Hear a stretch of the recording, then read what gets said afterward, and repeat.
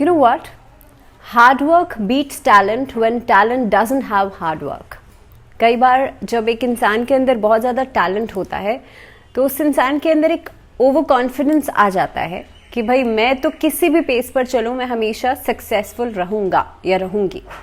लेकिन आप सोच के देखिए, आपने वो कछुआ और खरगोश वाली कहानी सुनी होगी। खरगोश के अंदर एक टैलेंट है कि वो बहुत तेज़ भाग सकता है, वहीं दूसरी तरफ जो कछुआ है यानी कि जो टोर्टोइस होता है वो बहुत धीरे चाल चलता है। बट जब वो कंसिस्टेंट रहता है अपने काम में, यानी कि वो हार्ड वर्किंग अगर है, तो definitely that wins the race.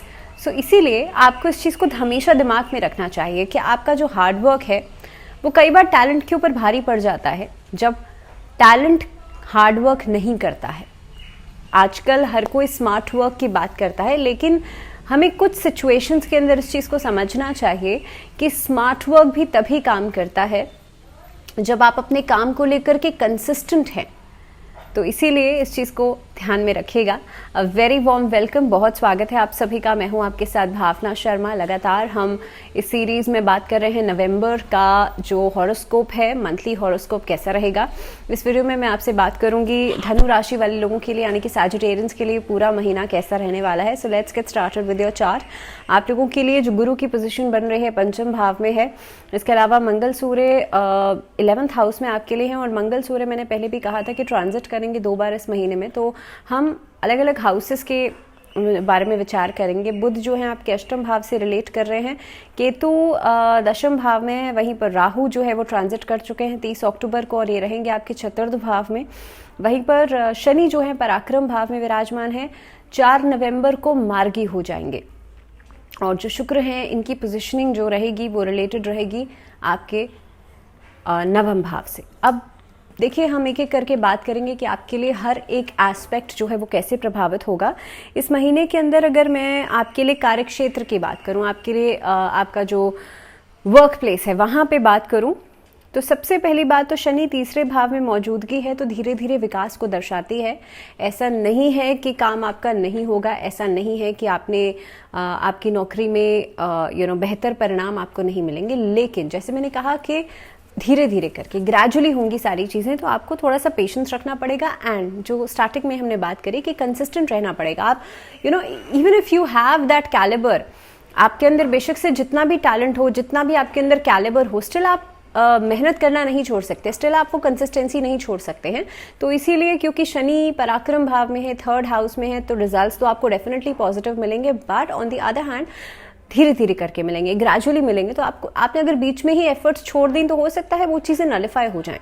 दूसरी बात, यहाँ पर देखिए, जो लोग विदेश से नौकरी के अवसर जिन लोगों को आ रहे हैं, या इस तरह के कोई प्रॉस्पेक्ट्स बन रहे हैं कि आप ओवरसीज कोई काम करने के बारे में सोच रहे हैं, और मे बी आप विदेश से संबंधित कोई नौकरी करना चाहते हैं, उसके लिहाज से समय बहुत बढ़िया रहेगा। टेलीकॉम सेक्टर में जो लोग काम करते हैं, आप लोगों के लिए समय अच्छा है। दशम भाव में केतु की उपस्थिति जो रहेगी वो खास तौर पे जो लोग पेशेवर हैं या ऐसा कोई काम करते हैं जो कि आर्ट से, कला से जुड़े हुए हैं, ऐसी चीज़ों में या मास्टरी आप करना चाह रहे हैं, तो ऐसी चीज़ों में आपके लिए स्थितियां बेहतर रहेंगी। बृहस्पति पंचम भाव में आपकी आर्ट को, कला को और स्किल्ड करेगा और उसको पॉलिश करेगा। सो जिन लोगों का कला के क्षेत्र से जुड़ा हुआ काम है, आप पेंटिंग करते हैं, आप डांसिंग करते हैं, आप म्यूजिक इंडस्ट्री में हैं, या फिर किसी भी और तरह का कोई आर्ट है, कोई कला है, वहाँ पर आपका जो प्रदर्शन रहेगा वो बहुत ही बढ़िया रहेगा, जिसकी वजह से आपके करियर में एक खास बदलाव आएगा, करियर में बेहतर अपॉर्चुनिटीज़ आपको ये दिलवाएगा।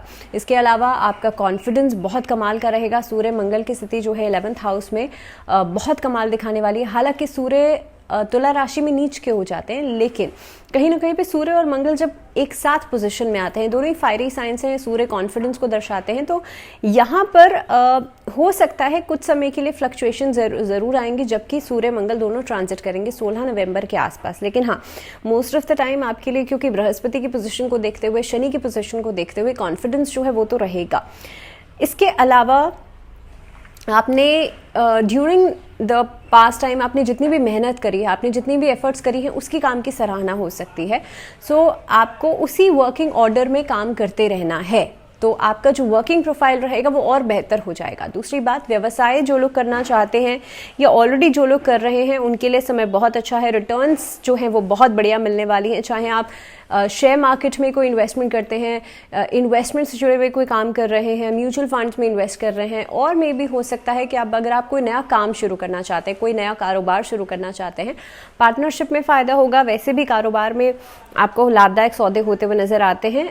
In the ending of this month थोड़ी सी प्रॉब्लम्स बढ़ सकती हैं बिकॉज ऑफ वर्बल कम्युनिकेशन, लेकिन हाँ, ओवरऑल महीना आपके लिए बहुत ही बढ़िया रहेगा। आर्थिक स्थिति की अगर मैं बात करूं तो धनु राशि वाले जो लोग हैं आपके लिए देखिए महीना बहुत भाग्यशाली रहेगा। यहाँ पर दूसरे भाव और दूसरे भाव के स्वामी जो शनि हैं वो खास तौर पे 3rd हाउस में बैठे हुए हैं। सो अपनी ही राशि में है, कुंभ राशि में, और इसके अलावा 4 नवंबर को जब ये मार्गी होंगे तो आपके लिए काफ़ी हद तक अलग अलग सोर्सेस से पैसा आ सकता है। तीसरा भाव क्योंकि विकासशील भाव भी है तो यहाँ पर प्रोग्रेस होती हुई नजर आती है। शनि आपको हार्डवर्क भी कराएंगे। शनि जिनकी कुंडली में, जिनके लग्न चार्ट में बहुत अच्छी पोजीशन में है, उनके लिए इसके बहुत अच्छे परिणाम मिलेंगे। इस अवधि में आप देखेंगे कि मे बी आपके चांसेस बनते हैं कि आपका कोई प्रमोशन हो जाए, आपका कोई इंक्रीमेंट हो जाए, उसकी वजह से जो पैसा है उसमें बढ़ोतरी आप लोगों के लिए दिखती है। शेयर मार्केट में अगर आप निवेश करते हैं वहां पर लाभ मिल सकता है। तो देखिए शुक्र की पोजीशन की अगर मैं बात करूं यहाँ पे, तो 30 नवंबर के बाद से शुक्र की पोजीशन यहाँ पर बदलेगी, तो ये संभावना बनती है कि लग्जरियस चीज़ों के ऊपर खर्चा तो आप करेंगे ही करेंगे, लेकिन साथ ही साथ में ये अवधि पैसे की बढ़ोतरी लेकर के भी आएगी। तो इन ऑल अगर देखा जाए आर्थिक स्थिति के लिहाज से तो ये महीना बहुत ही बेहतरीन रहेगा। बात करते हैं स्वास्थ्य की, तो देखिए स्वास्थ्य के नज़रिए से इस महीने में आप काफ़ी हद तक ऊर्जावान रहेंगे। 3rd हाउस में आपके लिए शनि है पराक्रम भाव में, और वहीं दूसरी तरफ सूर्य मंगल का कनेक्शन 11th हाउस से बनता है, अपने आप में तेजस्व को बढ़ाएगा। हालांकि सूर्य नीच का है लेकिन उसके बावजूद भी दोनों फायरी साइंस कंजंक्ट कर रहे हैं एकादश भाव में जो कि लाभ स्थान है। वहीं पर गुरु की पोजीशन बनती है 5th भाव में, तो अपने आप में एक अलग ही एनर्जी जो है वो आपके लिए दिखेगी। दूसरी बात, इस अवधि के अंदर आप कोशिश ये कीजिएगा कि अपना जो दृढ़ संकल्प है उसके बलबूते पे आप कोई भी काम करें। दूसरों के ऊपर डिपेंडेंसी अगर रखेंगे तो वहां से कहीं ना कहीं पे एनर्जीज आकर के नेगेटिव कर सकती हैं, जिसकी वजह से एंग्जाइटी स्ट्रेस बढ़ सकता है। तो इस महीने के अंदर अगर हो सकेगा तो भाई मेंटल स्ट्रेस ही परेशान करेगा, एंग्जाइटी परेशान करेगी, नहीं तो फिजिकल कोई ऐसी एलिमेंट्स नहीं नजर आती हैं, बल्कि आपका जो एक सेहत है वो और भी ज़्यादा बेहतर होती हुई नजर आती है। इस पूरे महीने में सेहतमंद रहेंगे, और ख़ास तौर पर केतु की पोजीशन जो है वो जो 10th भाव में बन रही है, ये आपके कार्यभार को भी संभालने में एक तरीके से स्ट्रैटेजाइज करने में आपको मदद करेगी। रिलेशनशिप्स की बात करते हैं, दाम्पत्य जीवन की बात करते हैं, बृहस्पति 5th भाव में, आप प्रेम विवाह कर सकते हैं इस महीने के अंदर, या प्लानिंग कर सकते हैं, आपकी कोई बात जो है वो बन सकती है। दाम्पत्य जीवन में जो लोग हैं वो और ज़्यादा आप अपनी रिलेशनशिप्स को रोमांटिसाइज करेंगे, और ख़ास तौर पे जिन लोगों की नई शादी हुई है उन लोगों के लिए समय बहुत अच्छा रहेगा। सेकेंडली, इस महीने के अंदर आप किसी को शादी के लिए प्रपोज कर सकते हैं। इस महीने के अंदर हो सकता है कि भाई जो आपके पुराने किसी तरह की कोई भी कहासुनी चल रही थी, कोई भी ऐसी प्रॉब्लम्स चल रही थी दाम्पत्य जीवन में, वो सभी प्रॉब्लम्स खत्म होती हुई नजर आती हैं। 16 नवंबर के बाद प्यार में सफलता मिल सकती है, तो इस तरह की सिचुएशंस जो हैं आपके दाम्पत्य जीवन में बन सकती हैं। वहीं पर शुक्र की उपस्थिति भी आपके वैवाहिक जीवन में प्रेम और एक दूसरे के लिए रिस्पेक्ट लेकर के जरूर आएगी। आगे बढ़ते हैं, बात करते हैं पारिवारिक जीवन की। पारिवारिक जीवन के लिहाज से पूरा महीना बढ़िया रहने वाला है। जो बृहस्पति हैं इनकी पोजीशन को देखते हुए, वहीं पर शनि की पोजीशन को देखते हुए, बुध की पोजीशन को देखते हुए आपकी वाणी में मिठास बढ़ेगी, जिसकी वजह से लोग आपकी तरफ आकर्षित हो सकते हैं और काफी हद तक आपकी बातचीत जो है वो लोगों को प्रभावित कर सकती है। तो पारिवारिक जीवन के लिहाज से समय बहुत ही बढ़िया रहने वाला है। इसके अलावा अगर हम बात करें स्टूडेंट्स की, तो देखिए स्टूडेंट्स के लिए भी ये समय बहुत ही बढ़िया रहेगा, बिकॉज बृहस्पति आपके जब 5th भाव में आ गए हैं, तो 5th भाव शिक्षा का भाव भी है, 5th भाव संतान का भाव भी है। तो आपकी संतान की तरफ से जो भी टेंशन्स थी वो खत्म होंगी। दूसरी बात, इस अवधि के अंदर आप देखेंगे हायर एजुकेशन के लिए आप ऑप्ट कर सकते हैं, कहीं बाहर जाकर के पढ़ाई कर सकते हैं। इसके अलावा इस अवधि के अंदर आप कोई कॉम्पिटिटिव एग्जाम की तैयारी कर सकते हैं, अपनी कोई फील्ड आप चूज कर सकते हैं, आपके मेंटोर्स आपको काफ़ी हद तक बहुत आपका मार्गदर्शन करेंगे। तो इन ऑल समय जो रहेगा स्टूडेंट्स के लिए भी बहुत ही बेहतरीन रहने वाला है।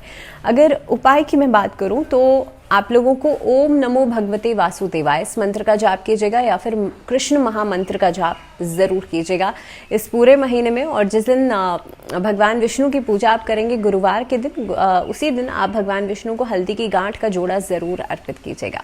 और इसी के साथ इस वीडियो में फिलहाल इतना ही। मुझे दीजिए इजाजत, लेकिन जुड़े रहिए चैनल के साथ। नमस्कार।